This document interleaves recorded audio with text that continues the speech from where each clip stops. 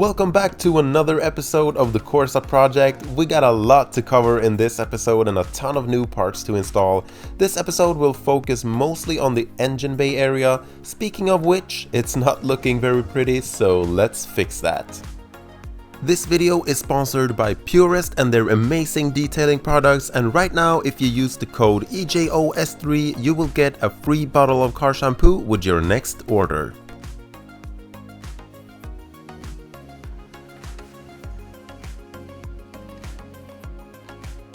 One of the first things I like to do with any new car is to clean the undercarriage, wheel wells and the engine bay. So let's go ahead and do that in that very particular order.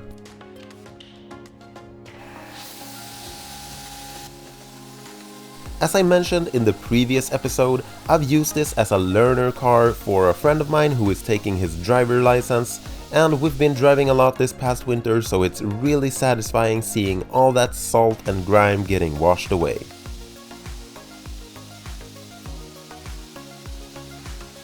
With the underside now rinsed off, let's remove the wheels so we can clean the wheel wells. As we can see, we got a lot of old rust proofing, old oil leaks and very thick caked on dirt everywhere. And for the engine bay and wheel well clean, I'll mainly be using two products from Pureest lineup, and that is their cold degreaser and alkaline foam. That combo is definitely a winner for this kind of real life dirt that's been accumulating over many years.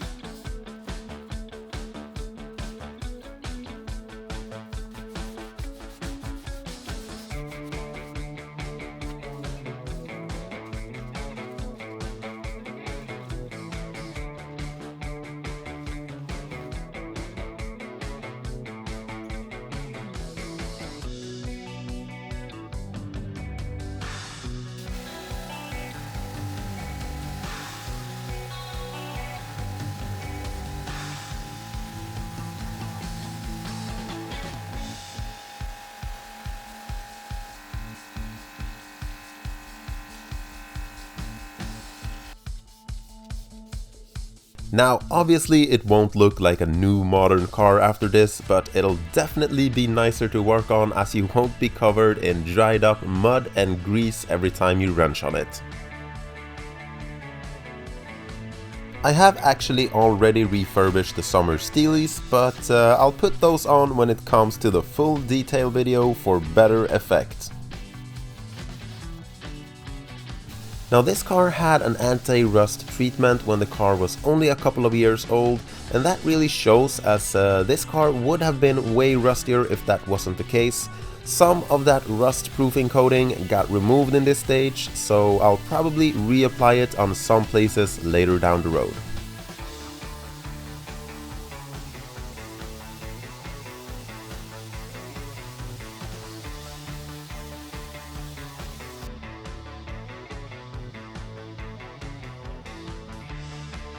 With the wheel wells done, let's proceed with the engine bay. Pretty much the exact same procedure here. Cover it with the cold degreaser, then the alkaline snow foam, and then just scrub away.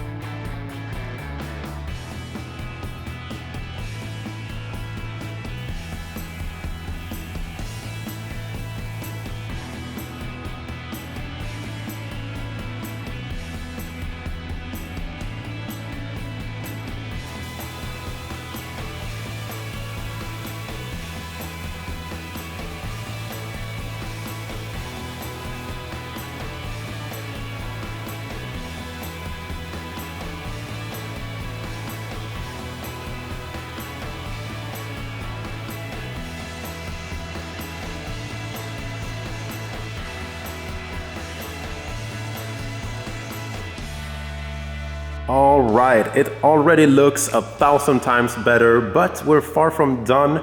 As we can see, there are a couple of things that really drags down the overall appearance. Mainly this plastic cover right here. This yellowish tint is actually like a wax layer that they put on from the factory, so I will try my best to remove that and see if we can restore it. Secondly, this valve cover is made out of aluminium, which I absolutely love. That means we can repaint it to whatever color we want. Then also I'm gonna be dressing up all of the plastic, make it look even sharper, even more a deep black. It already looks pretty good. And as we can see right here, the expansion tank for the coolant and the brake reservoir turned out pretty amazing, if I may say so myself. And also we can now see the gearbox behind that thick layer of grease and dirt, which is really nice. Also we do have some of that dried up waxy substance right here on the oil filter as well. I will try to remove as much as I can. And then I will also go ahead and quickly try to hand polish all of the red panels, all of the red paint. Honestly, it turned out pretty good as it is right now. I really love these degreasers and chemicals. They really do the trick for me. So yeah, with that being said, let's get to work and make this engine bay even better. I'm trying out this 3-in-1 polish on the red painted parts. This polish is actually from a collaboration between another fellow YouTuber called Scandinavian Detailing and Pureest. Make sure to check his channel out, I'll leave a link in the description.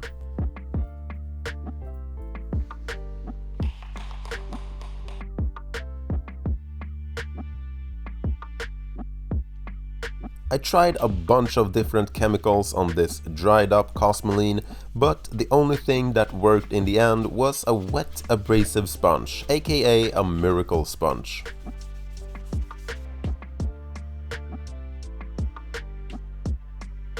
After an engine bay wash, I like to spray electrical cleaner and protectant on all electrical connections.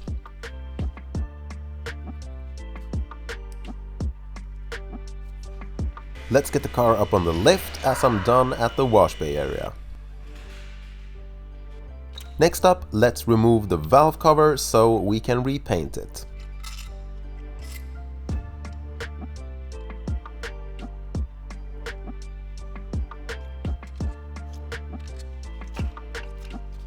This car lacks documentation from recent years, however it looks like someone replaced the spark plugs not too long ago, but we'll put brand new ones in there regardless.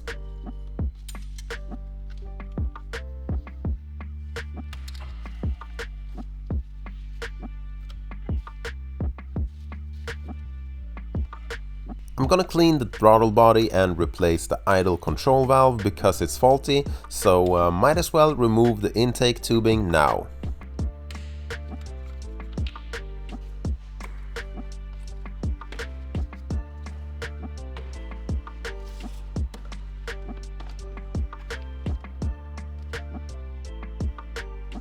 This hose clamp is loose, which allows for a vacuum leak, so I'll definitely make sure to tighten it back up somehow before reassembly. Just like with the spark plugs, the air filter doesn't look too old. No big deal, I was looking forward to throwing on brand new parts on this car anyways. I just find it a little bit strange that someone wouldn't note or document it in the service book.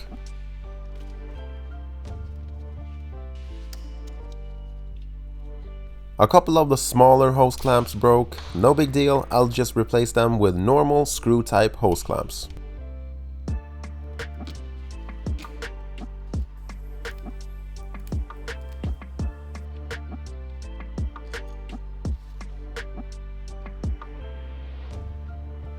Good thing I decided to pull out the throttle body because it looks awful.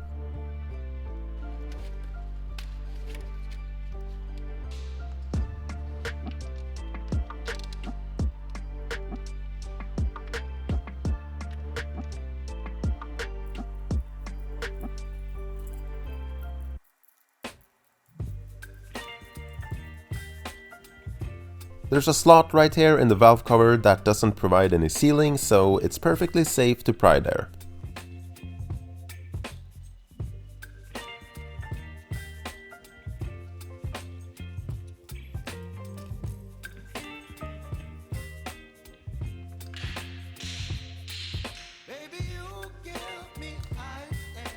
Yeah, this gasket isn't rubber anymore.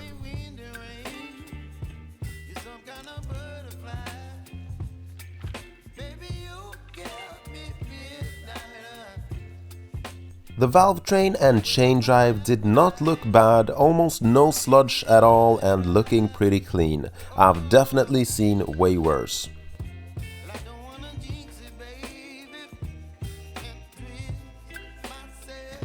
Okay, here is where we are at as far as the masking off stage goes with the valve cover.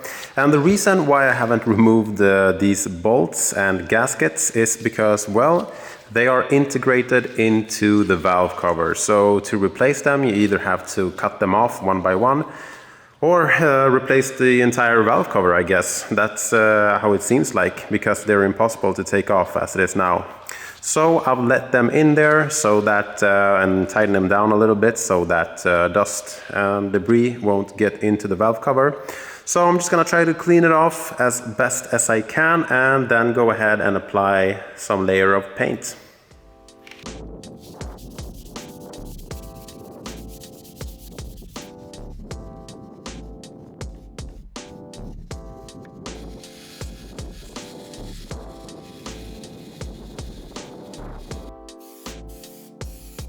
I was contemplating between painting the valve cover black or silver, but in the end I went for the original silver look.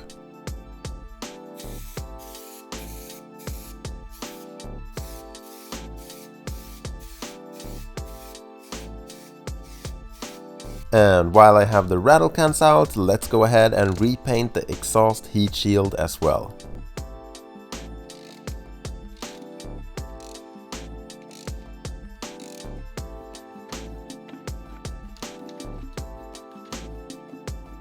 I like to do the final cleaning before painting with some rubbing alcohol and Scotch-Brite.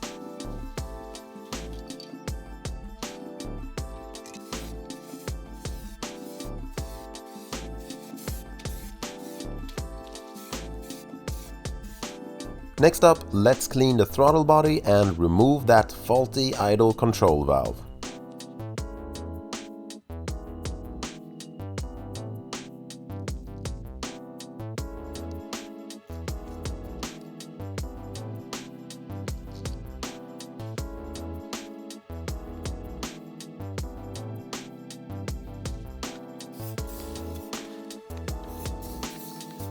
I begin by carefully breaking off the thick carbon buildup with a screwdriver, being mindful of not scratching anything, and then I scrub away with a plastic nylon brush.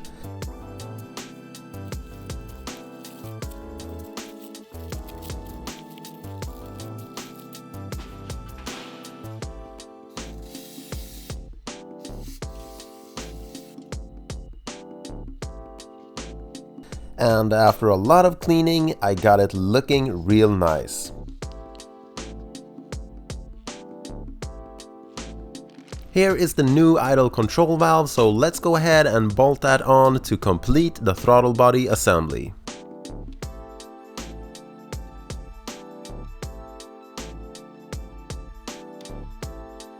So while the paint is drying on the valve cover and the heat shield, let's proceed with some other stuff. We have a lot more to do here in the engine bay, one of which is to reseal this piece of the gearbox because it's leaking right now, and it's actually coming from the gear selector shaft right here. The axle seal is leaking. And speaking of leaks and gaskets, I was going to replace this gasket and the gasket that comes from the intake tube to the throttle, but unfortunately they are discontinued. You can't find them online and you can't find them at the dealer, which is a shame. I've really been searching for them. You can find this seal, I think, but then you need to buy a complete gasket kit with a head gasket and everything. I'm not going to pay for that just because of this gasket, so I'm gonna be reusing them. They look to be in fairly good condition, but you never know. So what I'm going to do is to obviously clean all of the mating surfaces really good and the gasket. And then I'm gonna be using some thick silicone grease, not silicone sealant. But thick silicone grease, that can actually help with sealing minor air leaks. So I'm gonna be making sure to cover the entire seal with that before I remount everything. But yeah, let's try to remove this one first of all. To be able to remove the cover, you obviously first need to disconnect the gear selector linkage. The cover is held on by 4 10mm bolts.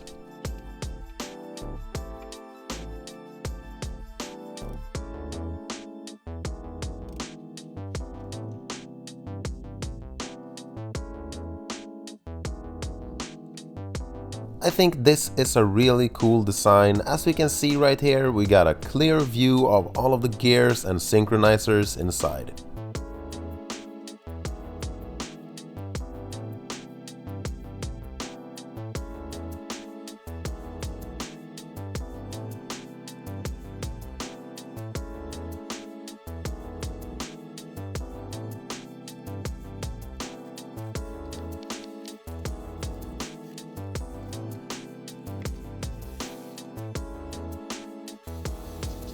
Alright, so this part is definitely clean enough now, completely free from debris and any dirt. So in order to remove and replace this seal right here, you obviously need to remove the shaft as well. And in order to do that, you need to remove this locking pin right here. So let's try to do exactly that.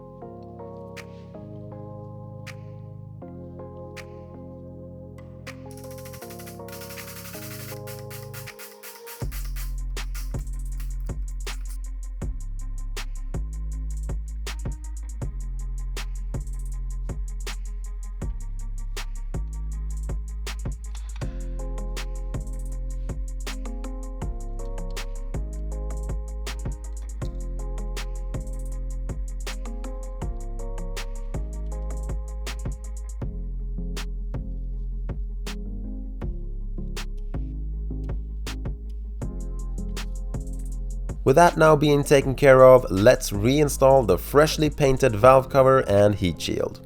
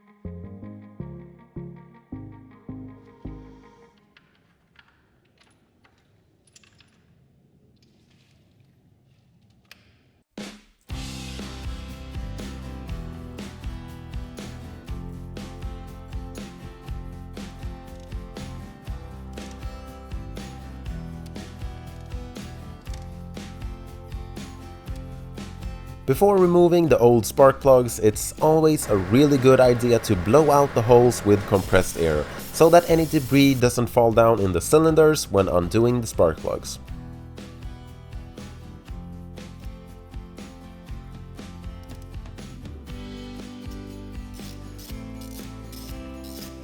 As I said earlier, you can tell that someone replaced the spark plugs not too long ago, but I have the parts and it's always a good feeling knowing that everything is up to spec. Alright, 3 of the spark plugs are out. The first one is still in there.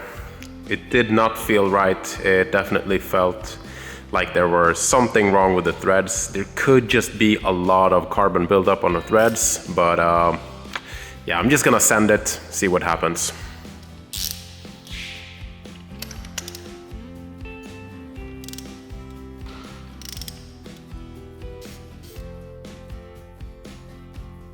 Alright, so the threads on the plug itself actually seem a little bit worn out, nothing too crazy. Question is how it looks inside of the head. Fortunately, the threads in the head were fine. I think the reason why they were so stubborn was because the last person who replaced the spark plugs used grease on the threads, which by this point had burned off to a really sticky, almost glue-like substance acting as a thread locker.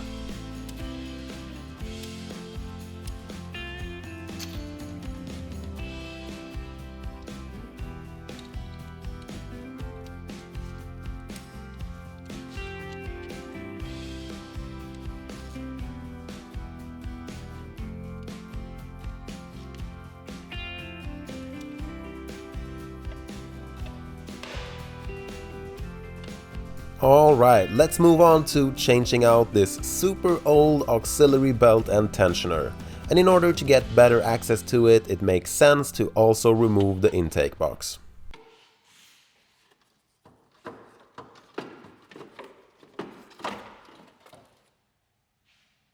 And of course we can't miss the opportunity to do some extra cleaning.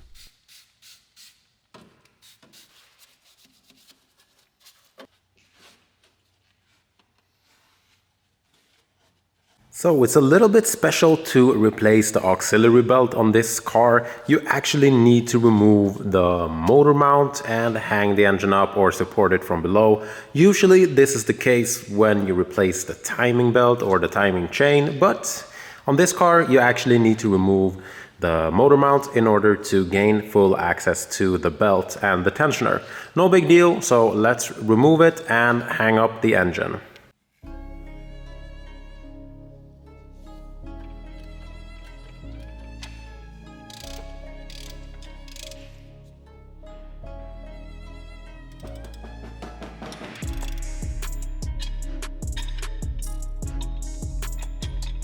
The tensioner was completely seized, so I decided to stop waste time and just cut the old belt off. To easier be able to remove the motor mount bracket, I decided to also remove the water pump pulley.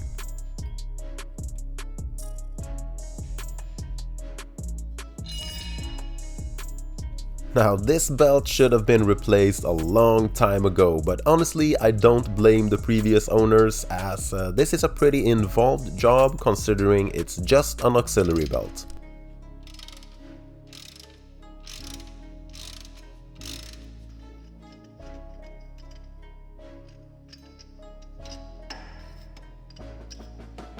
Alright, so this is completely broken. I thought it looked weird when sitting in the car, and as we can see right here, this little thing has sheared off. It's supposed to be attached in here.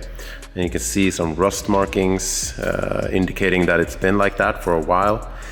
Furthermore, the pulley has a lot of play in it, and you can definitely hear that the bearings are completely shot. So definitely glad we're replacing this with a brand new one.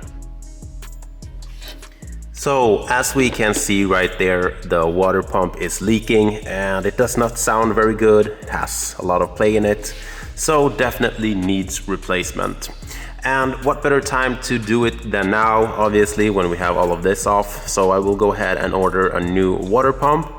And while I do that, of course, I will go ahead and replace the thermostat as well, because it sits right here on the water pump housing.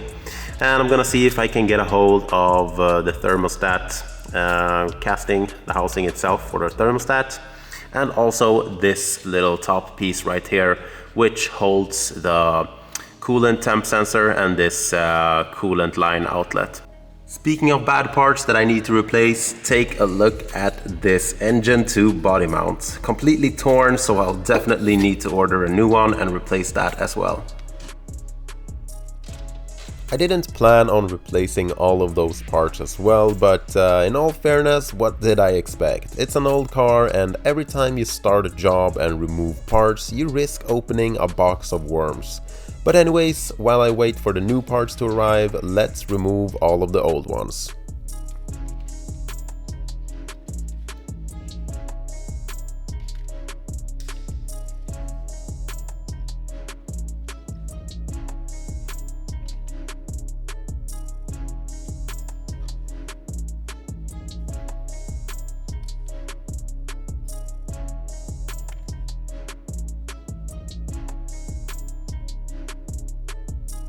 I'm removing this pipe connection because it needs resealing and the housing for the coolant temp sensor isn't available anywhere, so I'll have to reuse it. Luckily, it's still in good condition. The same cannot be said for the old gaskets, but of course all of that will be replaced and the gasket surfaces will be thoroughly cleaned. One thing that I spend a lot of time doing but not necessarily showing in my videos is to clean sealing surfaces, which is super important if you don't want any leaks later down the road. So keep in mind what you see in the video regarding cleaning mating and sealing surfaces isn't even a fraction of what I do in reality.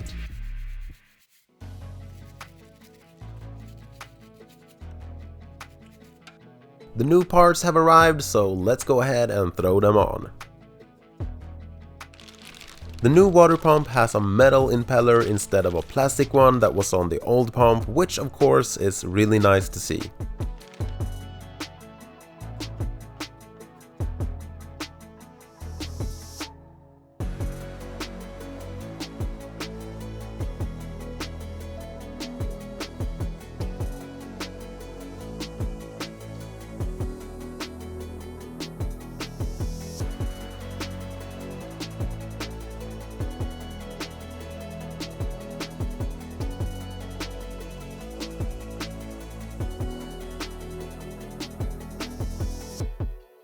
You can probably tell by now that I like to tighten parts little by little in a crisscross pattern. This is especially good when it comes to sealing parts.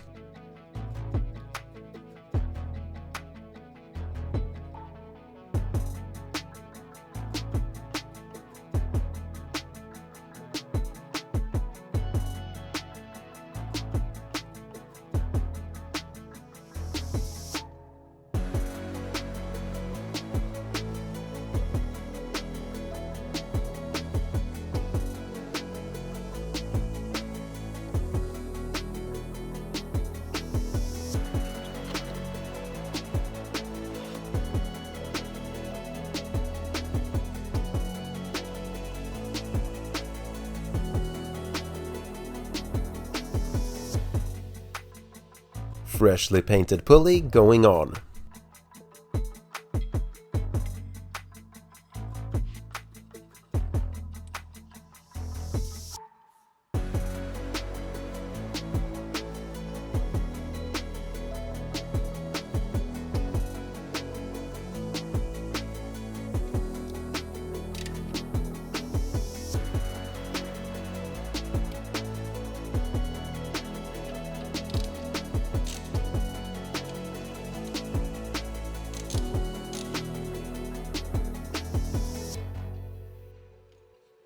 Here we can see how the motor mount is supposed to look like. Luckily, the mount on the transmission side looked a lot better upon inspection.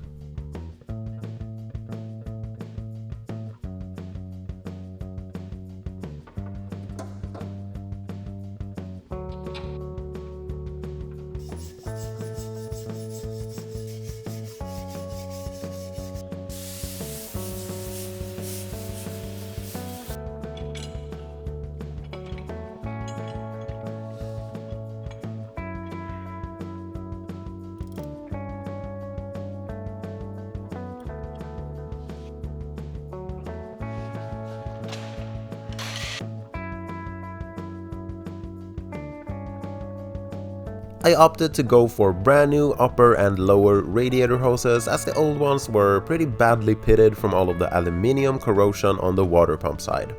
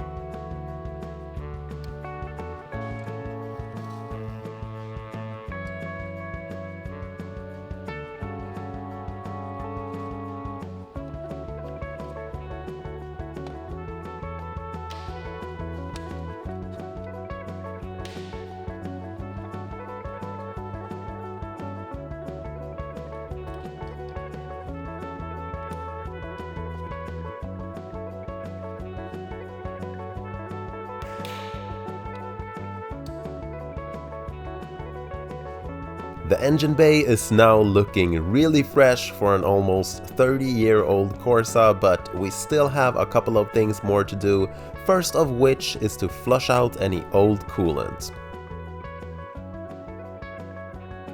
And the process I'm using here is to first fill it up with demineralized water as well as some coolant flush additive, then start up the car, letting it get to operating temperature, and then draining and repeating the process 3 or 4 times to get rid of the additive and any old coolant until the water comes out clear. And then finally I fill it up with new, proper, mixed 50-50 coolant.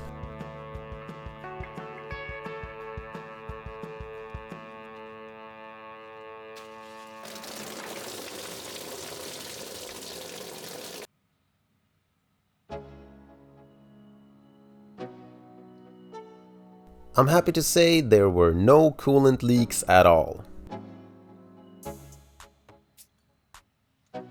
Coolant system overhaul done, so let's go ahead and move on to the next job. And that is to replace the cabin air filter. It's located at a pretty weird place, definitely more involved than your average cabin air filter job, so I'm expecting to find a really dirty filter.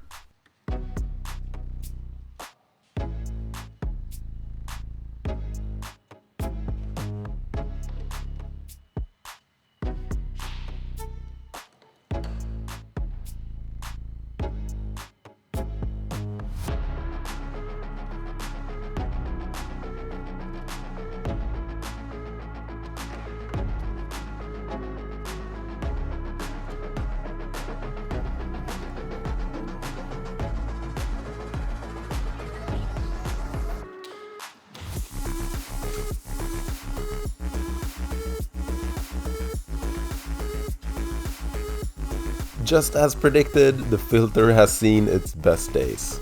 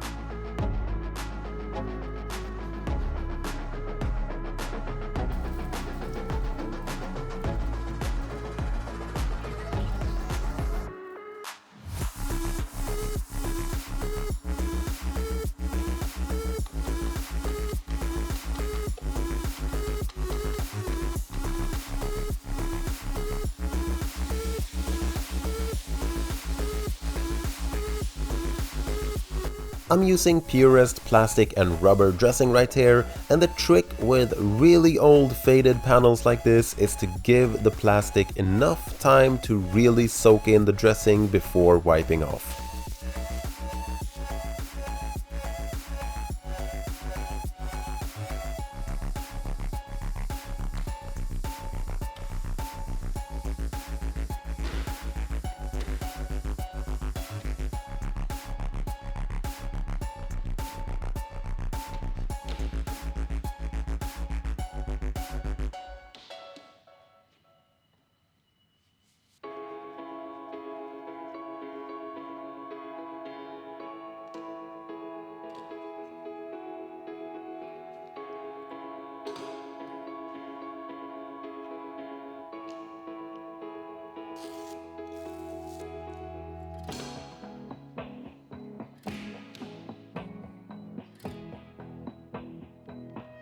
Next thing to do is to drain the gearbox fluid and the engine oil because both are getting replaced. This transmission doesn't actually have a drain bolt, so you have to drop the oil pan, which is usually not the case with a manual transmission, but before we drop the pan, it's a very good idea to clean around it in order to avoid dirt from entering the insides when opening it up.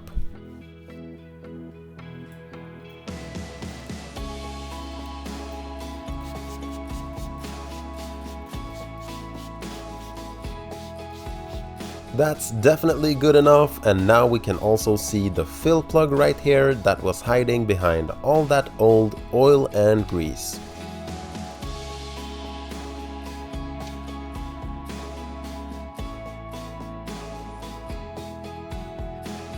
From factory, these transmissions are filled with a red fluid, but that's not to be confused with ATF.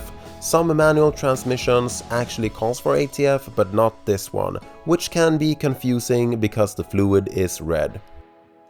Now it's just a matter of getting the old gasket off and cleaning it some more.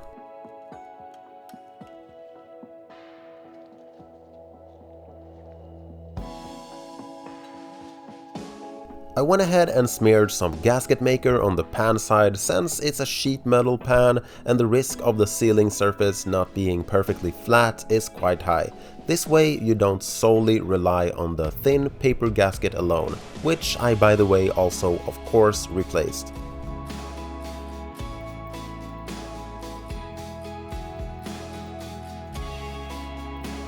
I actually did an oil change with a little bit of oil flush additive not more than 800 kilometers ago, but already the engine oil looks black, so I think it's a really good practice to do 2 close oil changes first thing you do when buying a used car, and then you can continue with your preferred intervals after that.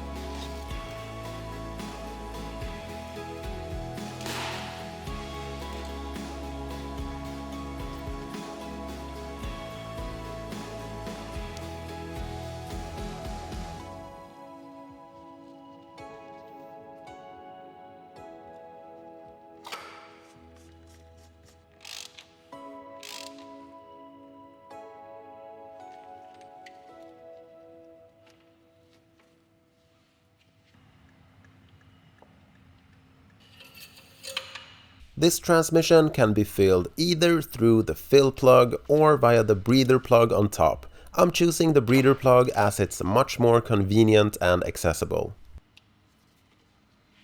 The car took about 1.4 liters of transmission fluid, which was about the same amount that I drained out.